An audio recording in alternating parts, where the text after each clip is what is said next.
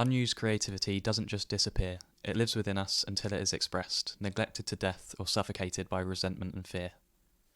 The reason I'm starting with this admittedly intense quote by the writer Brené Brown is that there are many people who may reply, "I'm not creative," or "I don't have an active imagination, so it would be a waste of energy even trying." In this video, I'll argue that in saying this, you are prematurely admitting defeat, denying the value of your unique perspective, and limiting your ability as a result. A likely factor that leads you to this conclusion is that you are placing too much importance on results. Pure creativity isn't graded by anyone, so you don't need to have the best imagination. You already have what you need to start the process. As long as you follow where your curiosity and intuition takes you, and you're willing to get messy without getting disheartened, the potential for generating deeper meaning is limitless. In my view, similar to how the characters in the Greek myths thought, the power of the divine flows through us when we're creative, bridging the gap between our earthly perspective and the otherworldly realm. If we look back thousands of years ago to the classical antiquity age, the ancient Greeks were convinced that when channeling this force through creative means, whether it be writing, painting, dancing, singing, or any other creative endeavour, we pay tribute to the gods with impressive shows of ability. By utilising your own creativity, you can produce infinite possibilities.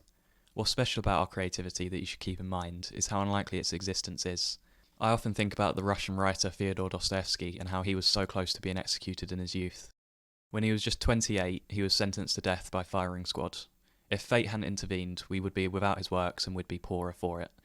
The wisdom here is to not frame this as a rare example, but instead viewing it as a common occurrence. Whoever's watching this, think how unlikely it is that you're here. It's as probable as 2 million people playing a dice game with a trillion-sided dice, and if they each rolled the same dice and they all came up with the same number out of a trillion, that's the odds of your existence. This means any creativity you contribute is a blessing, and to shirk this opportunity is a waste. In this video, I'll discuss both what is needed to boost creativity, as well as the thought processes that obstruct our creative pursuits. After this, I'll reinstate why cultivating a creative side brings much needed balance, allowing you to clearly see where to best direct your energy. I'll begin with a discussion on what can obstruct our creativity. A rigid structure obstructs creativity. If you try to structure your own creativity, you are missing the point by attempting to put constraints onto something which is boundless. In other words, you are trying to make art which is subjective into a concrete science. Whatever you are creating, whether it's a painting or a model village, it has to be pure fun, curious, playful exploration that is fueled by passion, a sandbox to play in that brings you as close to the pure play you experienced as a child. If, counter to this, you choose an exact time to sit down and try and be creative without inspiration or interest fueling you, it will be detrimental to producing quality because you're trying to force it. Inevitably, you'll get stuck in a rut and writer's block will sink in. I know this personally from my own experience. Too many times, even when I had no energy to be creative, I'd try and force it, instead of taking it as a sign that I need to find more inspiration living in the real world. As the German philosopher Nietzsche once said, only ideas won by walking have any value. Therefore, when you feel as if you've hit a wall, this is a sign that you need to go back to the research stage to find more breadcrumbs, i.e. things that connect with you. When we're in the pocket of a creative moment, we're not thinking. When the director Quentin Tarantino was asked how he puts all his references and influences into his work, he replied that it wasn't intentional. When he's writing, he's in the stream of consciousness, operating solely on instinct and intuition, with all of his references packed into the ideas that feel right at the time. Only when he's done and steps back does he see what influences he drew from. This is why the concept of post-match interviews with athletes is so absurd, because the interviewer asks the player to describe what they did, why they did it, and the player can never formulate an in-depth answer because what they did was instinctive, and they weren't slowly debating what to do in the moment. In the context of creating, this automatic instinctual space is where we should strive towards. This concept was described perfectly in the sci-fi film Ex Machina, when one of the characters is discussing the Jackson Pollock painting here. Pollock is known for painting what is called automatic art. The strokes are neither deliberate nor random, but someplace in between. This leads the character to ask his acquaintance, what if Pollock had reversed the chain and instead of making art without thinking, he says, "I can't paint anything unless I know exactly why I'm doing it. What would have happened?" To which the acquaintance concedes that Pollock never would have made a single mark. Overthinking blocks our creative instincts. Unfortunately, with our human nature to control everything, it is difficult to not overthink. However, when we control an outcome, we are restricting our creative muscle in pursuit of perfection. This is an impossible expectation which goes against our imperfect human nature. So what is a better perspective? The preferable principle to follow is less is more. For example, say you're a musician and you're struggling to create a song. The problem is almost always overcomplication. You are doing too much.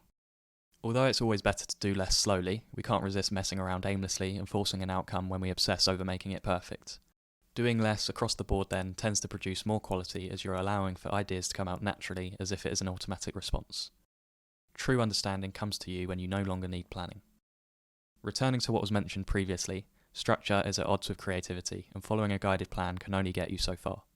Of course, planning can be useful in the beginning of the creative process because it gives you a direction to head in.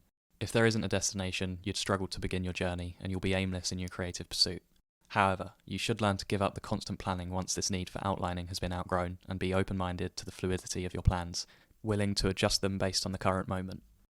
If you feel as if you need to plan what you want to say and write on a given topic, this shows that you're not ready to talk about it. When discussing academia, the mathematician/writer Nassim Taleb went as far to say that if the professor can't do the lecture without needing to prepare, don't attend. You should only teach what you've learned organically. If not, get a different job. Likewise, we do our best work when we're not thinking of what to say and it's flowing with no extra force, relying on our instincts of what ideas feel best to us in the moment. You must therefore be receptive to good ideas by being fluid, following where our mind organically takes us. The late director David Lynch likens this process of being receptive to ideas to fishing by a lake, with the fish resembling ideas. Before we cast the net to catch them, we must be patient, waiting for the fish to come to us, i.e. the ideas come to the surface. In his words, ideas are like fish. If you want to catch little fish, you can stay in the shallow water, but if you want to catch the big fish, you've got to go deeper. Down deep, the fish are more powerful and more pure. They're huge and abstract, and they're very beautiful. We can only go deeper if we let go of our preconceptions and be a vessel for the good ideas, trusting that they will make their way to us. Let your intuition direct you. Intuition is inside all of us. It allows us to get a sense of things and locate the truth, your own truth that is, of something. Like detectives, we explore and come up with something that satisfies our faculties. In other words, we use our intuition to guide us towards one path and avoid another. Without intuition, we are blind. To mention David Lynch again, he uses an example of a painting to show how we use our intuition to perceive a thing. Say there's a painting in front of us. The painting itself never changes, but when a viewer comes up, a circle is created with you, the perceiver, the artist, and the art itself. By perceiving it on an emotional level, you become connected to the static painting, making your experience fluid. This experience is different with every viewer, and each person is going to have a different opinion and relationship with the art. It's unique and therefore precious to them. A painting may have affected you on an emotional level, and you may go up to the artist and tell them that. Even though they had no concept of your existence when making the painting, somehow, through your perspective, you have attached yourself to this static canvas that the artist created, and laced it with your own experience to create a wholly unique context. If the artist decided to create art based on a brief, with a specific audience in mind, they are restricting the reach of their art without a guarantee that they will even resonate. Even if it is an artist we love, we don't like when they play it safe, as for a piece to be memorable, it must surprise us. It is much more impactful when we are won over by a piece of art after initially not understanding the artist's intent. We respect them more for taking a risk at showing us a different perspective, one which we weren't expecting, which challenges us. When you play it safe creatively, based on what you thought your primary audience enjoyed about your previous work, you are merely mimicking an older version of yourself, covering ground which has already been covered. Eventually, this will become stale, and your primary audience, whose support you thought you could bank on, will lose interest. Don't mimic another's path. Rehashing your own ideas is one thing, but copying another's successful creation is even less ambitious. Whether you are early in the creative process and haven't yet proved yourself, or are a veteran in the field who has lost their spark, it's always tempting to mimic those who have proven to be successful. However, you'll never have access to their full story of what they had to do to get this success. It's not even possible to mimic your older self's successes, as there are countless micro decisions which you made along the way, ones which you may not have considered as important at the time. In mimicking anything, you are doubting your own ability, and as a result are inclined to seek safety and guidance from others, following their lead rather than your own. It's easier and thus more tempting to follow in someone else's footsteps than it is to follow your own path, because finding a new path for yourself can be isolating and daunting. How do you know whether you're on someone else's creative path? With the passage of time obscuring our memory of events, it's not always clear how we ended up with our chosen hobby or career. Some say a good way of knowing if you're on someone else's path is if you are being praised for your decisions before you make them.